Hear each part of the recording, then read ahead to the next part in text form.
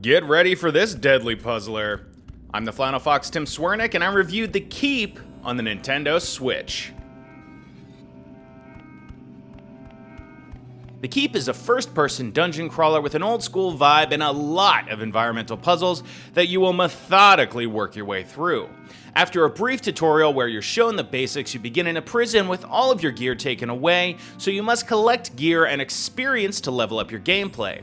Fighting goblin knights, rats, and spiders will raise your experience accordingly, depending on if you slay them with a traditional melee attack or magic. For a bit of a head start, you can enter a dream world before each level that gives you an opportunity to grind for more experience and potions, making your run through the preceding level a little bit easier.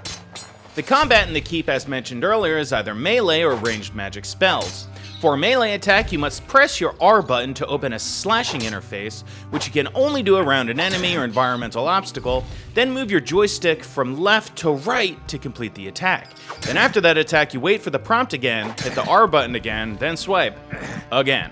Once you have enough charge built up from the previous attacks, it gives you options for stronger attacks which require a different input movement with the right joystick, basically a right, left, right, or an up, down, up.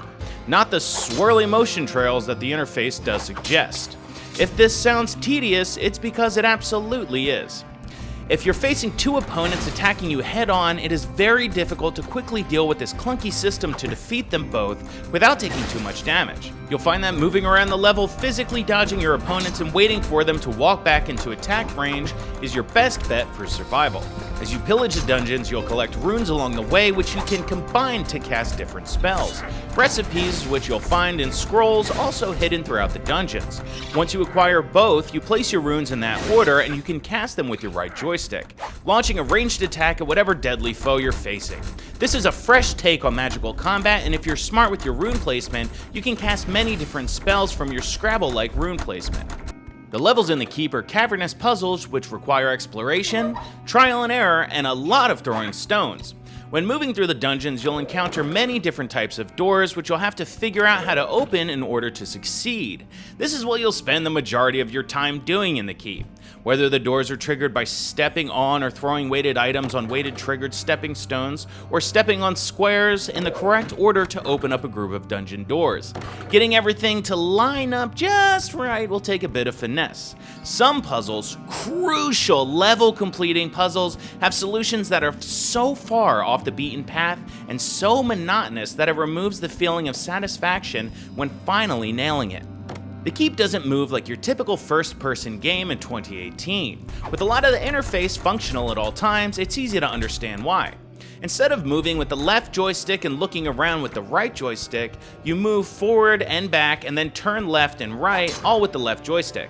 It feels pretty good for most of your exploration, except when trying to move incredibly quick, like dodging attacks from enemies, or running through the level for the 10th time trying to figure out if the combination you entered will work for a door that's halfway across the level.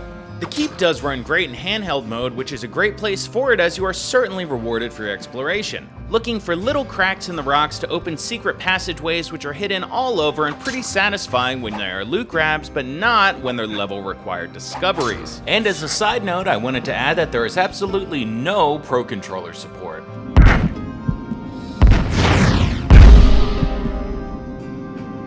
I was very excited to jump into this first-person dungeon crawling experience as it's one of my favorite genres, but was quickly let down with the incredibly tedious, unclever puzzles and clunky combat system. While the mage combat has a great spell system and there are some satisfying moments to be had, overall for me this game is just okay. That's why I'm giving The Keep on the Nintendo Switch a 5 out of 10. If you enjoyed this video game review, please subscribe to my YouTube channel, TheFlannelFox. Follow me on Metacritic and Twitter at TheFlannelFox and on Instagram at TheFlannelFoxGamer. Be sure to follow and subscribe because the more followers and subscribers I get, the more codes I get, which means I make more videos. I'd like to thank Cinemax Games for providing me with this review copy. Thanks for watching my videos, and as always, see you next time, Switchers.